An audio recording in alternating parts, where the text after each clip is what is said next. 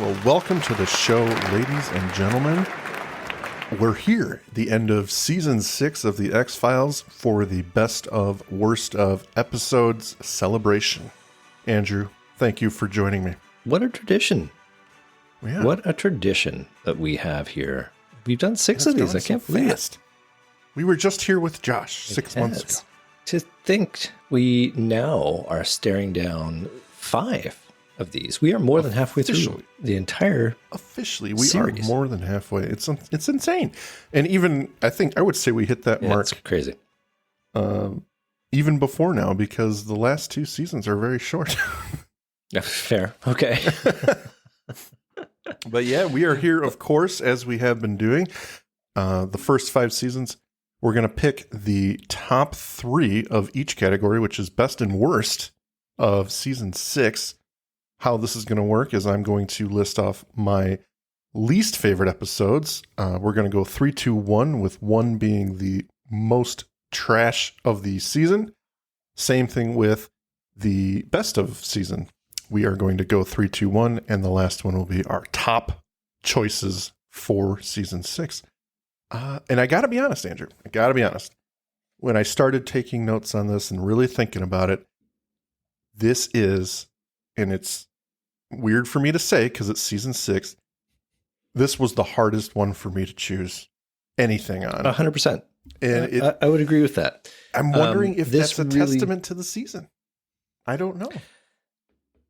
Well, here's the thing. I think that the episodes in season 6 are great standalone episodes. I think they fall apart in mythology. And we have been good in previous best of, worst ofs and giving a nod to mythology episodes. Like, I have to include this because, I want to be fair. I want to give a token nod to the fact that there is mythology and this was a good episode of mythology. Mm-hmm. In season 6, none of those really rank for me. Fair. But the monsters of the week in this season are very much above standard. They have some really great ones in this season. And I'm just going to go ahead and say this. Even though this is a top 3, bottom 3 award show, I don't think I hate anything. That's just, I was going down the list. I'm like, there are surely episodes I would choose least favorite, but I don't think anything here strikes me as, man, I'm never going to watch this again. Now, as we talk about I hate. Yeah, okay, fair enough. there's some that I'm like, well, that's not really a stretch, Andrew, not for you. Yeah, no, exactly. There are fewer in this season that I legitimately dislike so much I would throw them onto a trash fire, which is again a testament to season 6. But there are still some noteworthy examples. Absolutely. So I think it's worth mentioning that, as always, you and I don't know each other's choices. Mm-hmm. We submit them separately to the contest people at Deloitte & Touche. And the envelope was returned to me today. Excellent. Perfect. So we're ready, I'd say. We're ready to roll. However, we're gonna do something just a little bit different, and we're gonna throw in adding a little spice. What we think each other chose. Okay, so I'm going to go down my list of what I think Andrew's 3 least favorite episodes were and what his favorite episodes were.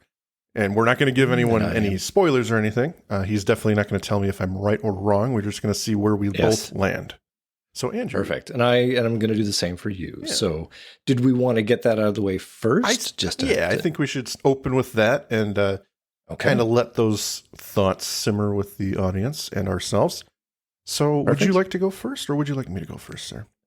I am happy to go first. So in a chapter heading, we are turning the page from the introduction to chapter 1, and the heading on this would be bottom 3 episodes of season 6, Andrew's guesses for Mike. And I think you are not going to like, not necessarily in this order, but I think that they're going to be on your list of I didn't like these episodes. Okay. Aguamala. And then I think you're not going to like One Son. Okay. And then I think the worstest is going to be something like Alpha. Okay. All right. And your top 3 for me. Oh, I thought we were just going to stick with that's fine. The bottom. Well, episode. let's do that. We can do this again for the top episode. Absolutely. So my choices for Andrew, your 3 least favorites, I'm going to say Arcadia is going to be on this list, Milagro, and probably SR819. Those are my choices for you. Okay. Lock those away, and we'll see how accurate we are. All right. Well, we're going to hop into this now. And Andrew, I'm going to give you the first go for your 3rd worst episode of the season. Okay, well, thank you very much. Here we go. Getting right into it here. So, my 3rd favorite episode of season 3 is The Beginning. Ooh, okay. Starting off with the mythology. Straight out of the movie. Yeah, I didn't completely like how they landed from the movie. There was a lot of Chris Carter impersonating Howard Gordon in this episode. If you move fast enough, the audience doesn't have any time to ask questions. I know what they were trying to do. They were trying to sort of weave in we all saw the movie and now we're going to go forward and don't remember the movie. How great was the movie? But if you didn't see the movie, then it's like, okay, you didn't really need to see the movie. We're going to allude to what the movie was, but maybe you want to go and see the movie? Please. But they did a 180 on Scully. She's going to go it's all science or nothing. She chooses to follow, which is a character note for her, I guess. But really, it's all about getting to the finish line of putting a bow around the movie and letting the show get on with season 6 already. So it just didn't do it for me. It was not a great. Fair enough. I don't know how you fix it is the other problem, right? Like, I know what they needed to do, but I just feel like more movie was not the answer for a way to get into season 6. Yeah, I mean, they kind of found themselves in that weird spot with the X-Files being reopened, but Mulder not being a part of it. Mulder and Scully not having that influence anymore. And I'm okay with that aspect, but I'm also in league with you where it didn't feel like they knew where they were going. And they took the chest bursting alien concept from the film and they utilized it here, but this is indeed the last time we see it. I wish there was more of an explanation as to what that's all about rather than, and I'm going to be honest, I come across this issue a lot with season 6 where I'm in the future, they don't take the idea and do it service. So it doesn't necessarily mean the episode here is bad. It's just, why didn't they continue on with something and give us a little bit more to chew on down the road, which in a way makes this episode worse. That's not really fair to the episode. It didn't lead to anything. Yeah, it doesn't lead to anything. So I'm okay with Jeffrey Spender taking over the X-Files. That's a nice turn. We now have the enemy controlling Mulder's prized X-Files, and that was exciting to kind of see the beginning of that. But like you, I think this episode was just kind of a demonstration of just getting to LA, and we're now in a sandy location. So we're in the desert now. So now everything looks different. There's a little bit more action because we just came off a Hollywood set. So there are parts of it I like, and most of it is just kind of forgettable. Well, there you go. So, Mike, what was your 3rd worst episode of season 6? My 3rd worst also was a mythology episode.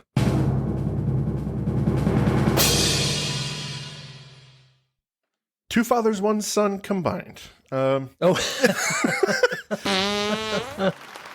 right. I'm only combining it for ease. It's the same story. It is the culmination of the mythology. I don't dislike these episodes. I want to be honest. I think for a conclusion to the Syndicate, it does the job. It's, they, throughout the first 5 seasons, we were ramping up to something big coming to the Syndicate. They're kind of in over their heads now. Things aren't going according to plan. They finally create a alien-human hybrid that will push the project forward, and we have the rebels trying to stop it. But it leaves a lot of balls in the air. And my biggest complaint here, once again, is because the future doesn't take heed of this. It doesn't do anything with it. This is effectively the end of the Syndicate. So now, moving forward, it's the CSM show, which is great. Yeah. I like that idea. However, I wish they had explored, or at least in this episode, given us the idea that it would explore the rebels coming to help us or something, because they effectively disappear now. And so were they just trying to thwart this plan and then leave? I don't really understand that. You're looking for explanation in a show which is so bad at giving explanation. Yeah, and they're great at asking I don't the know questions, but I don't know whether it is them being intentionally vague, as in leave them wanting more, or they're just out of answers. Making it easy on themselves by not needing to delve. Right. Just being like, no, don't go into detail, because it's a waste of time. We don't have more than 42 minutes to deal with this. So we're just going to give them a taste, and it'll kind of do what it needs to do. And then they'll make up their own story. Right. Yeah. Headcanon. So I don't know. Yeah, exactly. Fan headcanon. So, I mean, I'm going to say this, I think, for every episode in my bottom 3. I don't dislike this episode. I don't dislike the conclusion that they give us. I just want there to be expansion on it. And again, that's not fair to the episodes, because they didn't know where they were going. At least obvious. Yeah. That's obvious now. But the Syndicate is destroyed via the alien rebels. They've effectively squashed that plan and thwarted whatever alien invasion was going to happen with that program. But that doesn't stop the colonists from actually being able to colonize the planet. So what's stopping them now? Yeah. So it's just... and they don't come back to it to get any resolution. They just have some ominous Mulder talk at the end saying, I guess the future is here. Eventually. And we'll come to see in the next few seasons that the next phase of their prepping the way for colonization involves super soldiers, and I think it's safe to say that's not the best avenue they could have gone. So, no. This one, again, satisfying ending for me to the Syndicate. I'm okay with them. They were in over their heads. They were all men grasping for power, and it blew up in their face. I'm good with that aspect of it. I just wish it was taken in a more direct level after this. So that is my third worst. Well, I'll just drop this right here, because One Son was also my second worst episode of season 6. Yeah. Exact same feelings for me. I mean, I do reference Two Fathers in this by just saying that actually it was a pretty good setup. You know, I was okay with what they put down for the foundation of the two-parter. I actually quite like Two Fathers. But One Son just could not carry its water. It was a huge letdown. And in the end, they don't do anything. As you know, I have a huge problem with them being tourists. Well, that's not true. They shoot at a train and leave their car on the tracks. Yeah. Well, you're right. They almost kill an innocent civilian. I take it all back. They definitely do something. The one thing the agents do in this episode is almost kill someone who doesn't deserve it. Rolls right on by them. I mean, they catch up too slowly to be useful to anyone, and the aliens burn it all down. Anyway, in the moment is basically a big shrug. You know, it doesn't leave anything to be satisfied about. Even if you manage to keep the plot straight over the last 5 years, you're like, and this is how it ends? Okay. Congratulations, you know? Yeah. So, I have similar feelings to that. They've obviously had a hell of a, I mean, I'm sure we said it at the time, they had a hell of a task that they set themselves to get out of the Syndicate plotline, to get out of the alien conspiracy plotline. But they couldn't exit it completely because they've got Samantha still up there in space, right? Yeah. And that's Mulder's linchpin. If you solve that, then there really is no show left. It's tough because, from the inception of this show, they shot for the fucking stars. And it's seriously, where are you going to go? Yeah. The Earth either blows up or we have this magnificent space battle. Like, where do you see this show going with this plotline? I don't know. I think they could have gone somewhere cool with the rebels kind of helping us out. Something in a way. Not. I mean, I think where they go. Where they go is the Earth is not going to be invaded in the short term. Mm-hmm. You find some kind of big climax conclusion that renders the Earth inhospitable for these aliens, or you make it so that the next smallpox shot that everyone's going to get, or the next vaccine everyone's going to get, if you want to be, I'm not going to be is going to go ahead. Yeah, it's going to have some little DNA strand that's going to make us all immune to the plague that would, in other words, kill us all, and paved the way for the alien invaders, but. They decided, no, we're done with that whole plot line. We're going to go to super soldiers. That'll be where we want to make our mark as writers. And just leave the door open to maybe we'll come back to an alien plot line. They had opportunities. They just chose to go the wrong way. But we won't dwell on that, and I'm not going to hold it against these episodes. It's not the episode's fault that they didn't choose to pick up these threads. It's how could they know? They thought I think they were angling to wind down the series and go straight to movies every year, right? Yep. But Fox had to be like, no, we want more TV show. You didn't quite get enough money in those movies, so TV's where it's at. Well, all right. That is the number 2 slots, and so far, for the audience can track home, I'm doing shitty. I am swinging and I have 1 point here. You do. Yes. All right. So is it back to me? No, you just did your second. So I did my second one. So now it is. Yep. Is back to you, sir, for your second worst episode of season 6. SR 819. Oh, I think okay. Still a watchable episode, but I think I was going to say it's got Skinner in it. Yeah, I think Skinner being targeted, it's a fun angle, despite having been done previously. Good story, however, that really falls apart because the exact plot line gets real muddy towards the end. What the hell is Krychek doing? How is the senator actually involved? Completely unsatisfying end to the senator's involvement in the show, in my opinion. They turned him into a bad guy for no reason. I think the episode has a good mood to it. The recycling of the movie music really helps give it weight, and I do think it's appropriate in this because, Skinner's on his deathbed, essentially.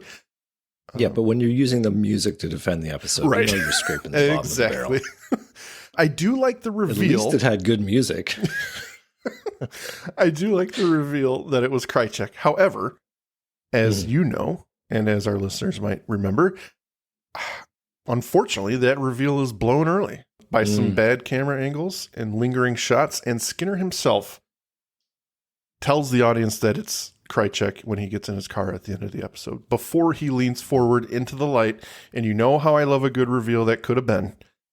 Oh, yeah. I think if they had just played their cards a little tighter, that would have been pretty fun. But that reveal, like it was supposed to be, was kind of blown a little early because you could tell it was Krychek in those camera angles. And it's just poopy.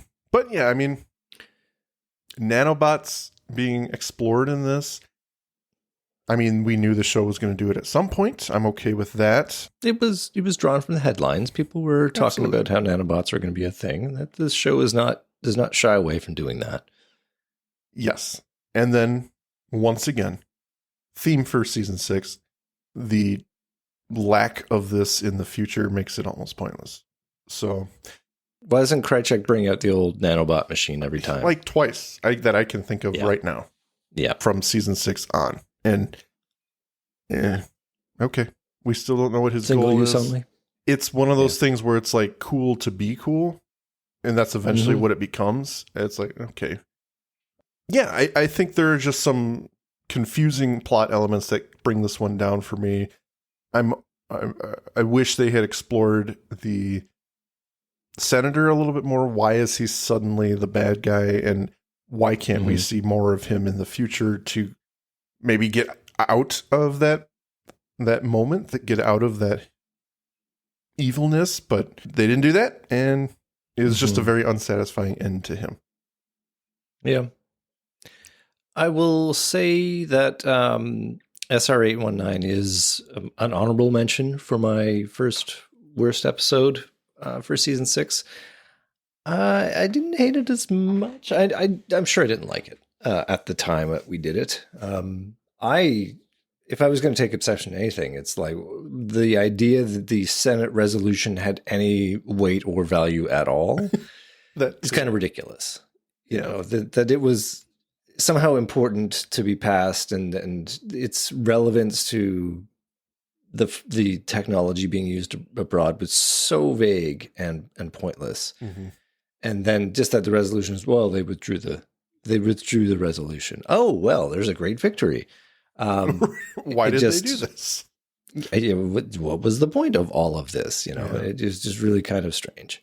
So yeah, it doesn't rank. I mean, to me, it's almost its crime is being forgettable, because I literally did not remember it until you mentioned it as your top or your second choice.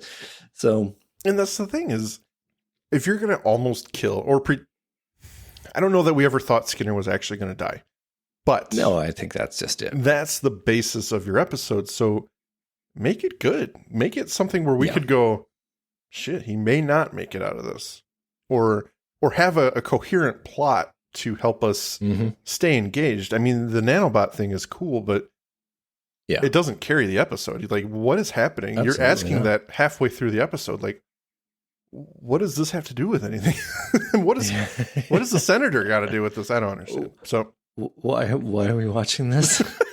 It's because Skinner's Senate about to resolution? Die. That's why you're watching, unfortunately. I suppose. Yeah, it didn't do it for me either. All right, Andrew. Well, that's an excellent choice. And I guess I should have thought of that, because I might have actually put it higher. But that is not my first choice for worst episode of season 6. Are we ready for my first choice? I'm waiting with bated breath. Here we go. My first choice for worst episode of season 6 is Alpha. Man, I'm just doing a shit job. Wow. Okay, lay it on me. Alpha, I'm just basically recapping my puntacular ending for what we said in Let me just read because this it was too again. good. I'm just recycling it. So Alpha, in a word, bites. It's a very loose werewolf plot stitched together with a very loose romance plot with a teaspoon of fan service dropped in at the end. What did the agents actually do in this episode? But if that part of the episode was a bit rough, then the real dog's breakfast is the romance subplot between Berquist and Mulder. Most damning is the writer's decision to kill Berquist, an act of sacrifice that has actually absolutely no foundation. Calling me crazy, but this is positively one of the most terrierable episodes ever. Good. So I love that you had that chance to just reuse that. That's good stuff. Yeah, I thought that was worth it. Well, I'm just gonna say this right now. We agree on this. Oh, so this is my number one.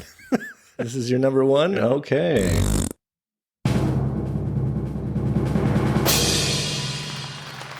Get them all out of the way, all the sound effects at once. Yeah. Why didn't you love this episode, Mike? Well, I mean, we talked about some of these things in the episode, but this suffers from a repetitive story.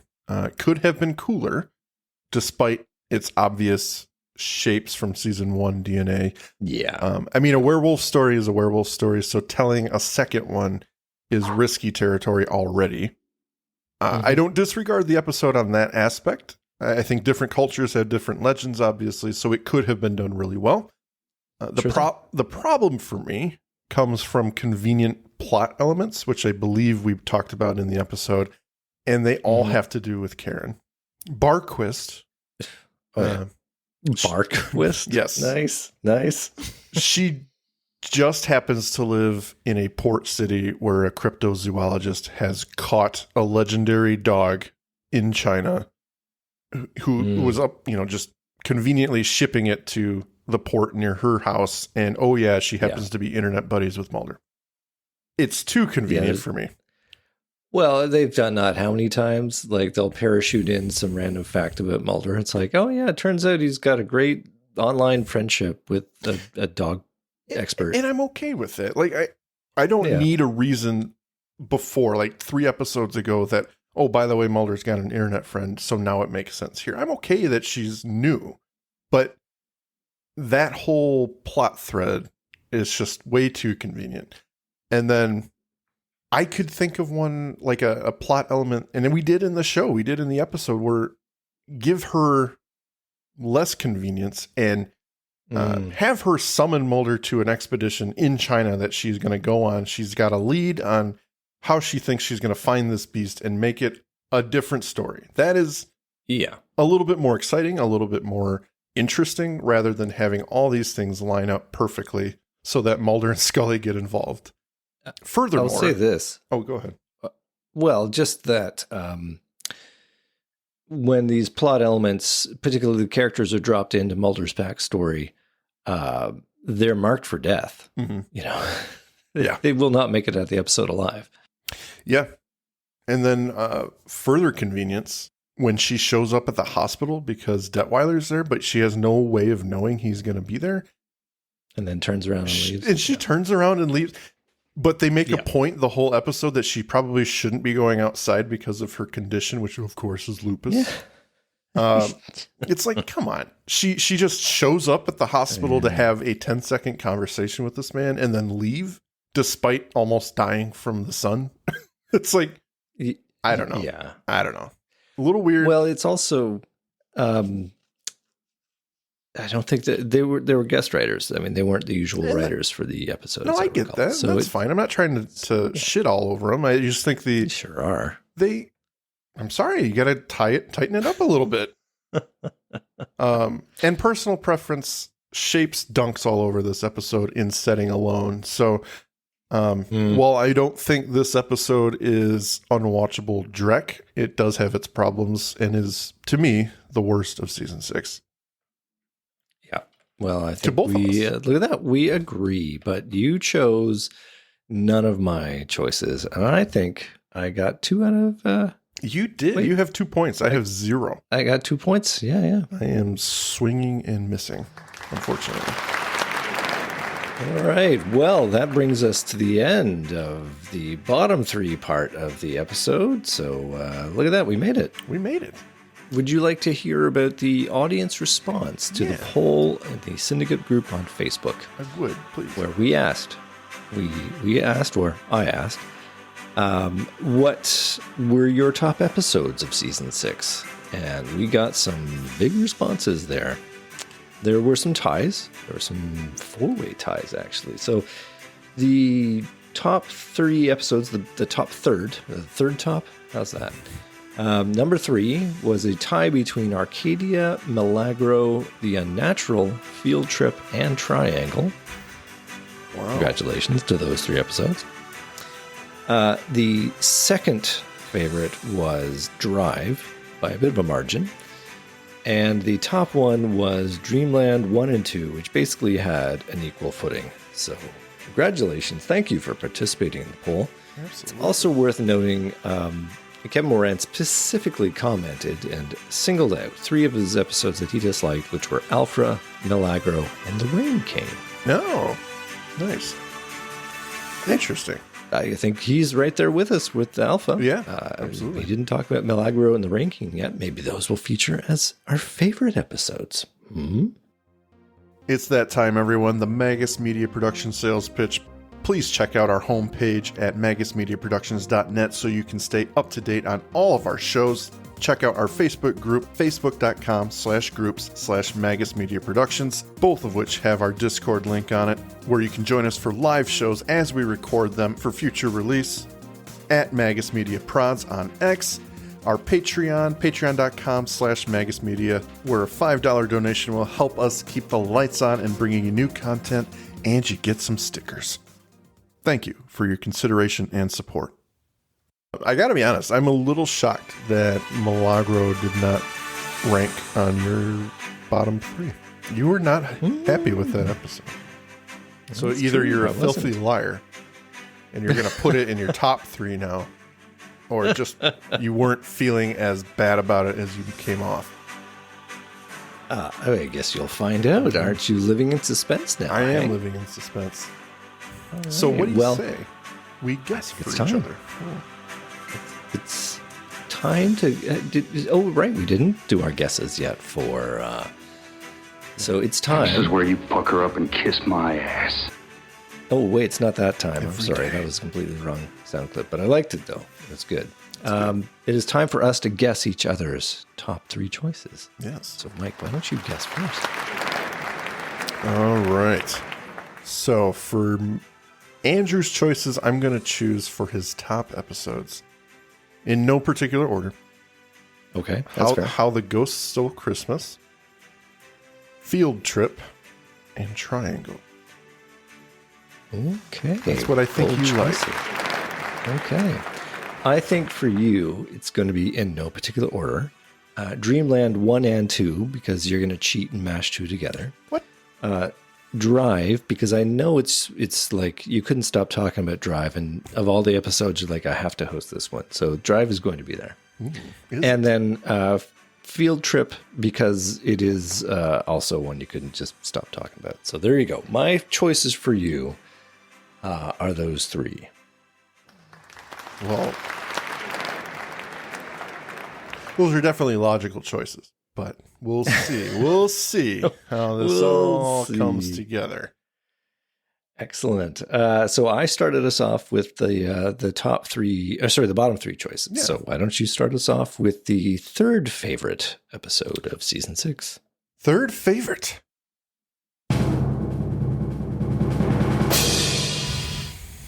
Field Trip. Hey, look at that. I've got I'm a 3 little- points so far. I'm feeling pretty I good. think I'm a little too transparent in my choices. I might have to be a little more secretive in season 7. You got to keep it closer to your chest for season 7 here. Yes. So Field Trip, excellent episode. It's a banger. A really cool premise that turns the show's formula on its head. It was a bit of a meta episode calling into question that formula, and also ends up putting Mulder in his place after he tells Scully that she's always wrong. It was nice because they were both wrong. It's a clever episode. It manages to give us the answers by the end of the first act and keep us engaged until the end. Not convoluted, and it's very straightforward. There are a couple twists that are very much appreciated, especially the last one. What I will say is that this is one of very few episodes that utilizes every last second of the episode before they close it out. Some people might find the escape of the agents a little easy, but I think it's really good, and it ramps up the tension to the last moment of the episode.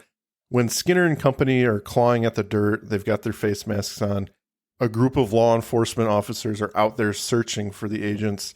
You can't help but get shivers. You know, the reality sets in that these two have been missing for quite some time. And during the hallucinations that we've been watching for the last 40 minutes, the coroner and local officials called the FBI and they let them know they're missing.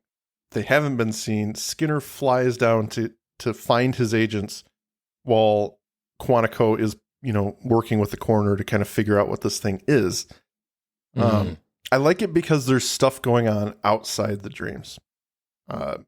We talked about how it's kind of a trope to have the "it's all a dream" in an episode or a movie. But if this was just that and the agents somehow got out of this hallucination or this drug, it would be a much less impressive episode. I like that reality was happening around them and that together someone was looking for them and they actually, at the end, were able to effect an escape through them, because I don't think they were going to get out of it alive if no one was there. So I think it was just a really good ending. You do have to invent all that narrative, though. Like that is, it's not really touched on at all, except for you see them running around at the end. Right. But it does call into question how that all came together. Like did somebody step on a mushroom and they go, wait a second, I'm hallucinating.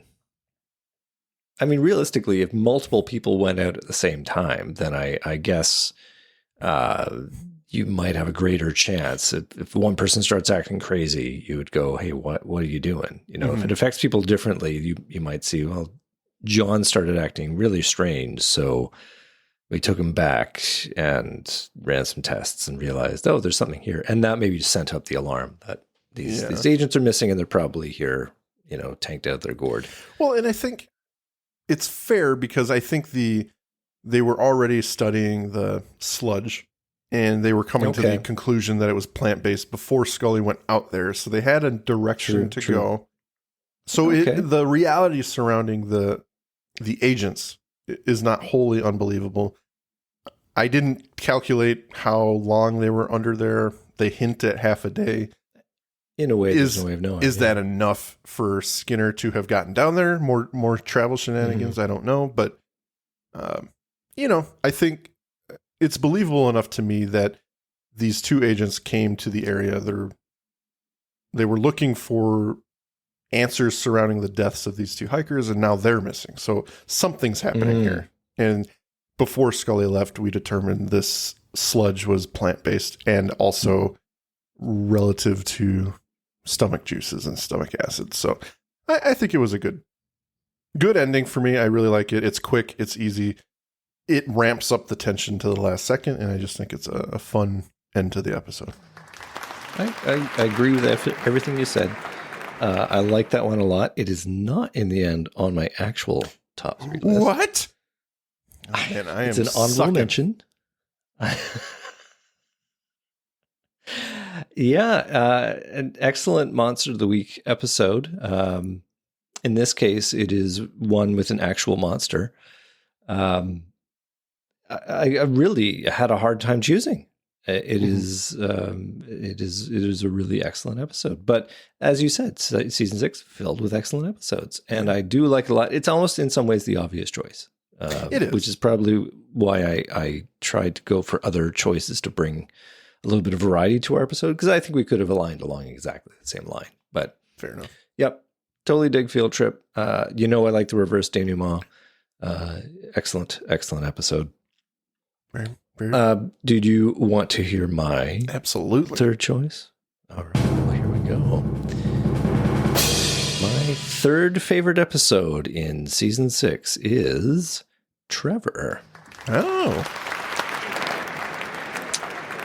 excellent choice. Yeah, I really enjoyed it. Also, one I think we discussed at the time that it's like people don't remember Trevor. But there is so much going on in this episode. And it's the formula I like the most in the episodes that really work. It's a simple premise teased out to really interesting lengths. Absolutely. And in this case, a really interesting conclusion. And they bury the intentions of the bad guy beneath a few layers. And we get stuff of the agents actually investigating. You know, that we love them doing their investigating, and we see a lot of it. And that moment, and you and I both love that moment where they both realize, without saying anything, what the actual intention is, you know, the motivation for Pinker. It's just so well done. Yeah. And it's, you know, we're right there with them. Excellent Monster of the Week, worth watching, and at the same time, kind of forgettable, which is terrible, right? It's a shame. It's a shame. Yeah. One heck of an episode. I will totally agree with you on that. And yeah, not perfect. Otherwise, it would have maybe ranked higher, but enough that I'm like, wow, that is And I wonder, banger. because I touched on it in the beginning of the episode today, and you're touching on it now, is that there's quite a few good episodes that this season is hard to choose. And I think this is a casualty of that. There are so many good choices out there that this one just inevitably can get lost. So Yeah. great choice, though. Great choice. Well, thank you. Thank you very much. Let's keep on rolling on to your top two, your second top, your toppiest, topper? Your topper episode, not my toppest. Okay, your topper for season 6. Roland is correct because we're going to go with Drive. I mean, this is a no-brainer. I mean, Vince Gilligan. Predictable Mike. Shut your trap. Vince Gilligan, Bryan Cranston, allusions to speed. It's just a wonderful premise. It's simple. And what makes it all the more impressive is that they keep the tension ramped up in very unique ways. Scully's determination to find the root cause of the issue, while Mulder and all he can do is drive, is actually surprisingly exciting to watch. I love watching Scully working out the details on her own and doing the science while Mulder is stuck in a place. And he has to deal with this unfortunate man who's going through something awful. And they humanize the bad guy, which is an interesting choice. You know, Crump is a racist. He's a bigot. However, we feel for him by the end of the episode, even during the episode. He grows as a person who's just suffering in the backseat of this car for however short a time we're with him. He starts off very abrasive, but becomes a human. And I do enjoy that. An unlikely camaraderie forms between a conspiracy theorist and an FBI agent. But they do, arguably some of their better villain characters have that root. I'm thinking, of course, Blood, as an example from season 1, where it's hard to qualify these characters as villains. You know, they are caught up in the circumstances that compel them to go in this direction. You could say in Monday, that character is also, has the same problem. You know, he is stressed out beyond belief, and he's deciding that a bank robbery is going to be a solution. Absolutely. He's not necessarily a bad person. He's just making bad choices. Yes. Okay. Yes. Matt Conrad and Chet. You might as well say this one. I was just going to say, Matt and Chet, I want to point out a ridiculous thing that all sci-fi does with helmets, be it space or hazmat. They put lights inside the fucking helmet, essentially blinding the wearer. True. And I think we talked about that on the episode. It is vanity only for Hollywood to have lights inside your helmet. Well, I think there is a feature that is being ignored by particularly cantankerous viewers like Matt there, is that if you have the lights blinding you, you can't see the danger. Yes. So it's very preventative. It keeps you safe in that if you don't know it can hurt you, if you don't see it, it's not there. Yep, that's right. Well, peril sensitive sunglasses if you want to go all Hitchhiker's Guide to the Galaxy. Yeah. The other aspect of this episode that really I really like is that it does culminate in a quasi-scientific explanation that is easy enough to understand. And even though it's not proven, is really good to watch, and it's something viewers can wrap their heads around. Yeah. What is a unique aspect to this episode is that the bad guy has essentially come and gone by the time the episode starts. They're not chasing anyone or anything. They're just trying to understand it.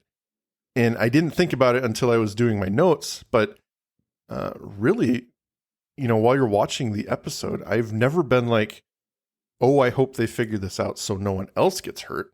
It's only been, I hope Crump makes it out alive. And it's a focused down story, and I like that because it so easily could have gone Hollywood and been, oh my God, this is being done in the middle of Las Vegas. And how are we going to hundreds of people think of the casualties? Now. Yeah. But in the end, it was down to a couple people, and they went small and focused, and I didn't even realize it until now, but I just didn't think outside of the Crump family and his little trailer park there. So I didn't think of the potential victims ever, which I think is really interesting. Well, there were some dead birds. Dead birds, yes. Who will look for the dead birds? Who will answer for that crime? Yeah. Fucking government. All right, Andrew. I will say that Drive, also an honorable mention, but not on my top 3 list. Excellent Monster of the Week episode, in this case, without the monster. Mm-hmm. I mean, kind of like you said, the monster came and went, and then it was just the coincidences. Brilliant episode, and I liked it a lot. But that is not my number 2. Enough to have. No, I'm actually glad you don't have this on your list because I didn't guess it for you. So I'm good with that. Exactly. All right. So my top 2 episode for season 6. Mike, you can hate this. It's Milagro. I got a point. I think you put it on the bottom. I 3, did. though. I didn't get a point. Shit. This is not true. Still. You lied. You are a filthy liar. Either you're lying now or you're lying during the episode. or I'm lying then. No. You have a misremembering. No. How I felt about that episode. Here is the thing. Okay. I both love and hate this episode. Which I believe the 2 things can exist at the same time. Okay. And I will say that it is very complicated. That it is a terrible conventional X-Files episode. First viewing, I looked at it as like, this is terrible. It makes 0 sense, and I don't believe it. The characters don't act this way, and it's just poopy, and I don't want this episode to be here. But then, if you just put all that stuff aside and look at them as, look at this as a little TV movie, with the character notes that we know about these characters, as in this is a Monster of the Week completely divorced from the rest of the series because there are no consequences to this episode. Like, Scully literally almost has her heart removed and then she's out fighting crime the next week. So obviously everybody involved in this knew this was just a one-off and, right. In the truest sense of the word. So if you do that, though, it is a really interesting device for the writers to explore. Mm-hmm. And I can appreciate it very much on that level. And even just the scene between the writer and the villain at the end, like, I'm your character, you tell me why I'm doing this. It's kind of a fascinating exercise. So all that to say, that and the pivotal performance by Gillian Anderson, it is better than it has any right to be. Love it and hate it. And I got to put it on the list because I wrote 10 pages of notes about this thing. I mean, if I didn't like it, I would have just checked out and been like, it's terrible. I'm never going to think about this again. But clearly I went real deep. And if an episode can do that to me, it's got to be on the list. All right. Interesting. I mean, I do agree with you that it is very, very different from any other X-File out there. It's very much an introspective into this one man who is struggling to write. It's a very meta episode, as we talked about in the actual episode. Yeah. It's very wink and a nod to those listening about what is actually happening and what writers go through and what this man is writing is kind of how the episode is playing out. Very, very intriguing. Very good episode. I personally am going to dock you a point because you are cheating with this one. And I'm going to give myself a point because you did say you hate this episode. So why am I not allowed to change my mind? No, you are. That's fair. It is interesting. It's a good episode. Fair. It's very, very artsy. It was a great vehicle for what's his name? That actor. Great actor. Great actor. Not Ethan Hawke. Jonathan Hawke? Something like that. He's in Perfect Storm. I can't remember his fucking name. He's a good actor. And Tombstone. He was in Tombstone. Oh, no, not Tombstone. Deadwood. He was the storekeeper in Deadwood. Yeah. Good stuff. Well, there you go. It is now time for your second most. No, you've already done your top. We are number one here. It's finally here. We are arriving to the choice. Okay. So is now the time where we thank the sponsors, the generous channel joiners, etc., so that they don't just check out after we're done. Yes, let us thank you, Matt, and others. Libby here is also here. Thank you for showing up, and others who may or may not be here. What I was going to do is recap what you guessed for me. Let's see. Yeah. You've got me for Dreamland 1 or 2 or both. I do. That is the final bingo guess here. And if I get that, I get 5, possibly 6 points. I have 2 options for you. So I've lost this big time. What were your options for me at this point? Triangle and How the Ghost Stole Christmas. Yeah, you got to do, and I think you probably have, now you get a choice between those 2 episodes. Oh, wait, no. The 3 I chose for you were Triangle, How the Ghost Stole Christmas, and Field Trip. You haven't chosen any of those, so I do have. Well, I have already said that Field Trip is on my honorable mentions list, so you're allowed to take that off of your list. So I'm going to make a final declaration. Okay. That was very dramatic. All I'm doing is guessing what yours is going to be. But my guess for you, Triangle.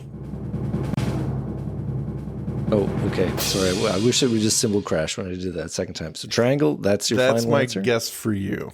That is what I think your number one's going to be. What do you think my number one is going to be? Boy, now you're making me guess. Or second guess. Well, you've already got 2 of the 3. I know. I was still into Dreamland 1 and 2. You're still into Dreamland 1 and 2. But I think I'm going to change the rules of the game here. Because I think you didn't think that Dreamland 1 and 2 was perfect. Whereas I remember you saying a lot of things that were nice about Triangle. So I think we are going to be in accord here on our top episode choice of season 6. I think you too have written Triangle as your number one choice. Okay. Well, I'm sorry to disappoint you, Andrew. Oh, no. And this is probably going to throw not only you, but everyone for the loop. I think it's thrown myself for a loop when I was making this list. Aguamala was your number one choice. My Aguamala. Yes. No, my number one. Trevor. Oh, okay. I've come to realize I love this fucking episode. And it's too hard not to have on my list. Another simple premise, which you and I have gone on ad nauseum about, keeps the interest up without being an action-packed ride. I'm just as interested in Mulder and Scully's investigation as I am in what Pinker's doing and his abilities. Yeah. Cool story. Another cast of great actors and actresses. And it comes together very nicely. The clincher for me in this, unlike SR 819, where the music was helping the episode, the music is solidifying how good this episode is. It's just. So is that what I have to be watching for when I make the guesses? Is the musical content in this one? Yeah. In this one, I don't know what it is, but the droning synth in this episode is so good. And it sets the fucking mood of this episode so well. You did call it out a number of times. I think you maybe even included an audio clip. I may have. So I should have taken note. Yeah. It's just too good not to mention. So it definitely tips the scales. I was really tossing around my top 3 when I was making my notes. But surprisingly, I put this episode at the top of my list, despite it being the one episode of the 3 I've mentioned as my top that I do have an issue with. It's still my number 1. Where did he get his power? How did this happen? Just give me something. Oh, yeah. Because right now he's just an X-Man who found himself in a stressful situation and he has a power. I'm still okay with that, but I would have liked a nugget of some explanation. And it's a weird power. It is the other thing. It is weird. Tell me how a tornado makes you able to chemically change the composition of things. And Matt in chat here is suggesting lightning. And I can get on board with that. But I know it's a weird one. It's a weird one. I need to have Matt just mentioned that it is like DPO in that sense where it just happened. So I guess that's fair. DPO is an equally excellent episode dealing with almost the same thing. So it's true. Either way, these are both great episodes.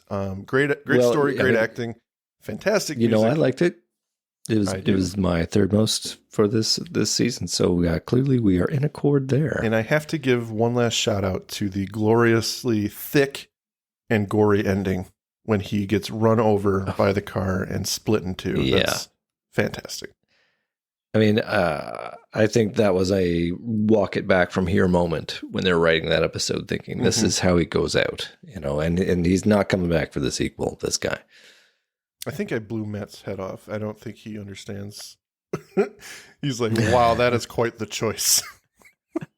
Well, tell me why you think the audience is a bunch of idiots and you didn't side with them for Dreamland 1 and 2, because that was overwhelming. I didn't know. As always, I don't look at the scores. I glanced at it the first day to see where it was. Yeah. I don't know where it is now, but you're telling me that they made it number 1, and there's no fault with that. They're a fun pair of episodes. I think Michael McKeon and David Duchovny were a blast to watch in those episodes. And I just think that as much as I like those, there are big issues with the second one in terms of wrapping up. Does it a little too quick for me. I would say that,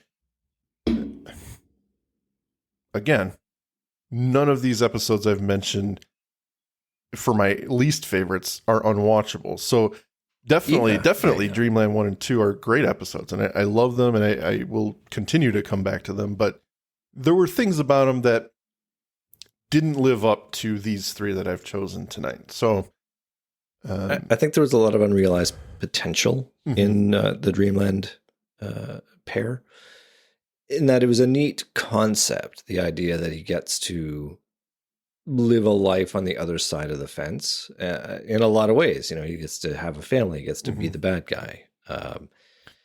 And you get to see the bad guy living Mulder's life, which was, that role reversal, the Freaky Friday moment there was really quite smart and an interesting device. I just really disliked it was all a dream kind of aspect of it. Yeah.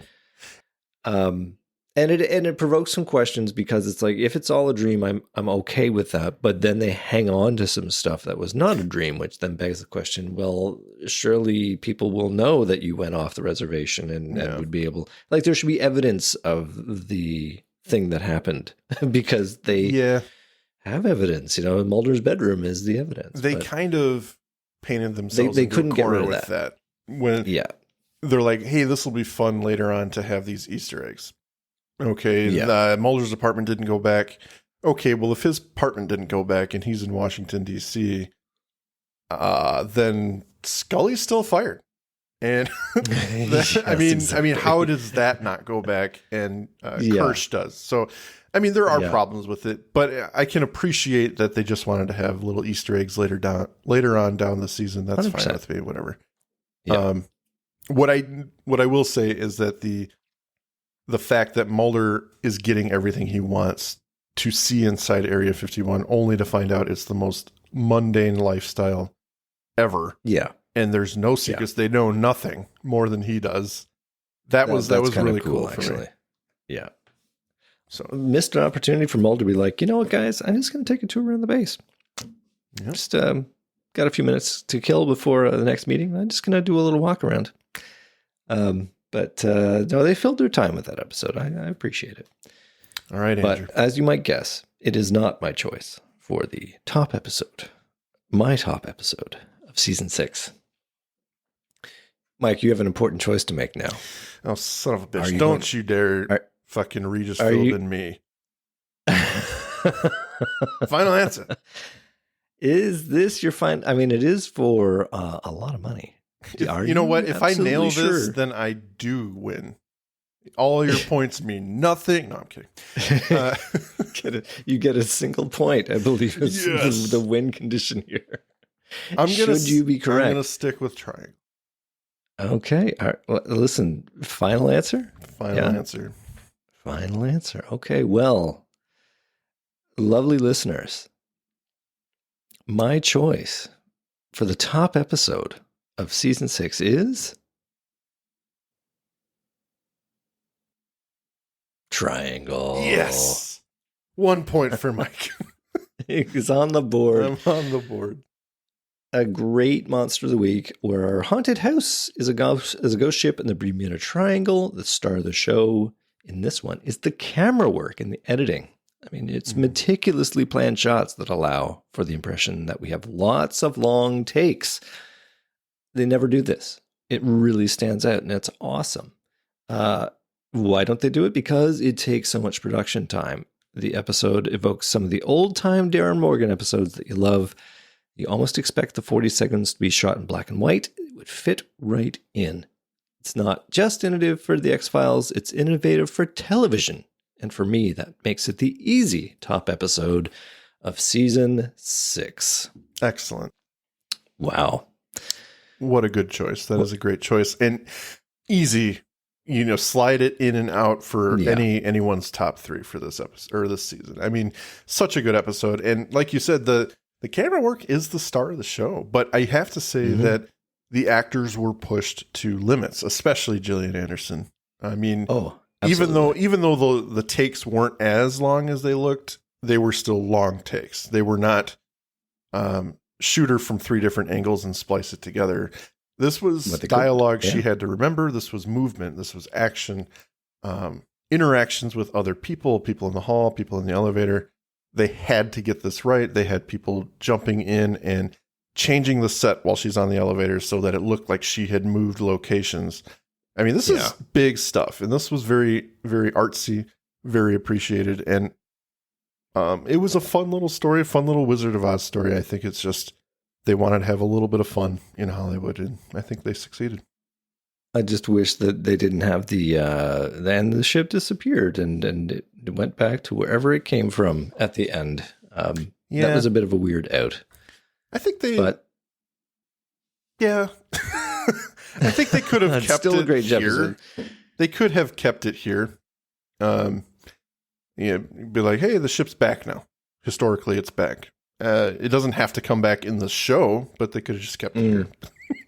I think the easy solution would be it's got a hole in it. It's going to sink. Yep. It came back, decrepit, but it has sunk or something. Yeah, it's old. Yep. It couldn't survive the trip out of the triangle. That was it. Well, I mean, for the love of God, the dining hall was all cobwebby and beat up from the time, so maybe it could have been. Does it take a page from .com? Like, is that the... maybe a little bit. I think it brushes on the same idea, even though this is supposed to be Bermuda Triangle and time warping. The heavy salt in .com is what was actually killing the ship. Right. And the alien thing below. Yeah. Wow. Look, we made it. So I didn't fail completely. That's all that matters. You got a single point. I got the most important point in my head. I got your number 1. Yeah. So yeah, you on the other nailed it 1 time compared to me nailing it 4 times. You got 4 points. That was really good. I maybe kept you guessing more because I am inconsistent. You're still a liar. I think Milagro was a point for me, but I'll take the hit on that one. All right, 1.5 points. I'm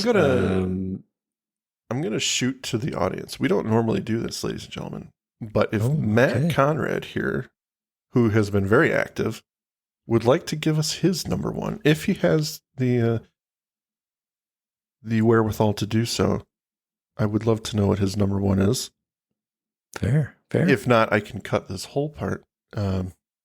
You have the editing ability. He did put a comment down on the poll. Did he know? No. Where he said he's a big fan of the season, lots of great Monster Week episodes, and And he'd said that he'd watched the mythology episodes the least, along with maybe Milagro and Tithonus. Yeah. Well, there you go. You got your answer he just posted? He comes in with drive, most likely. Yeah. It's Can't go wrong. So Can't go wrong. yeah. Like that one. Well, Andrew, this is... Emily was saying that she'd vote for every episode. Well, that's not fair. I don't think that's. I don't think it's allowed. I think you got to vote for a very small number of candidates in the electoral system in which you live. But yeah, who am I to judge? No, good stuff. That's it. We made it. That's season 6. So next up is, if my math is right, season 7. No, 10. Yeah, we're going to do that thing. No, that's great. They're not worth watching. Wow. Season 7 already. We are going to be going into the end, pretty much, of Fox Mulder. Hold on to your butts, ladies and gentlemen. I don't know what I'm more excited for. Am I more excited for season 7 or the introduction of Doggett? You're excited for Doggett. I'm excited for Doggett. I'm excited for I gotta Doggett be as honest.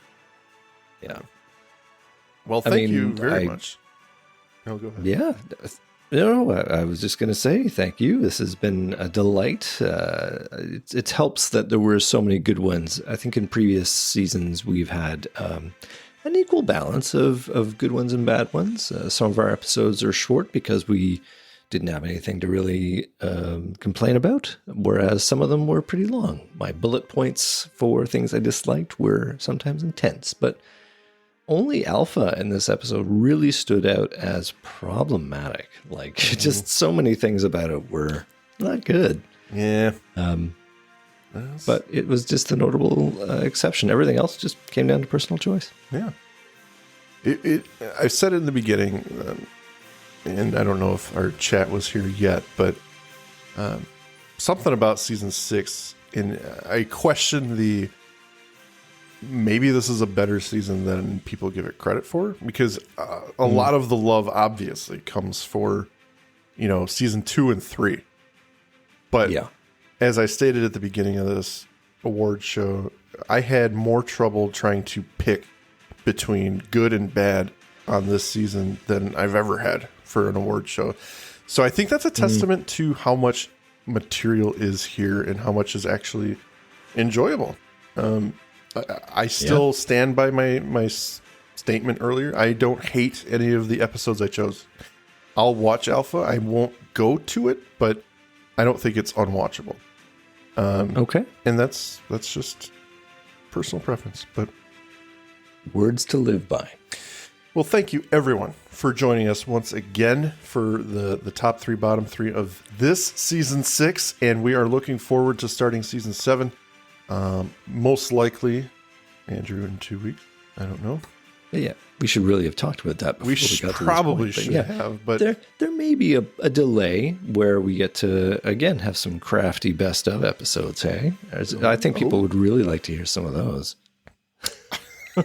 I spent so much fucking time on that, and I thought you might. Yeah, maybe you could make one which is just our commercials and gags. Oh no, you did have the gag. I did have a couple of gags. The chopper stuff in Drive. That was good. But we do have some commercials that we improvise from time to time. There could be some nuggets to mine there. Yeah, absolutely. I do want to let people know, and Andrew, this is new to him. There's a good chance we'll be moving to YouTube, because I'm realizing that Discord may be a little bit of a barrier for people. So we haven't figured out the logistics yet, but I think that's going to be the next shift we do. Wow. Just record on YouTube and release the episodes there and in podcast form. But powerful shift. My goodness, going to the big G. My goodness. Haven't worked it out yet, but I think that's the next move we got to make. Okay, well, you heard it here first, and whether that actually gets launched will be the next surprise. We shall see. All right, well, thank Mike, you again. Always a pleasure. Yes, Andrew. Excellent choices, excellent performance on your guesstimations and piss poor job for myself. But I look forward to doing this in another 6 months and kicking your ass. You're going to keep your cards a little closer to the chest. I am. I'm going to be like, it's all right. It's fine. It's fine. I'm just going to be neutral the entire season. I'm going to play Skinner, season 1 and 2 Skinner, and just ride the center line. Won't know what he thinks about anything. My goodness. Well, let's have you have the final word, Mike. Sign off for season 6. I welcome everyone to join us for season 7 because, as we all know, Mulder's going away, and we find out what happens to Samantha. Join us for season 7.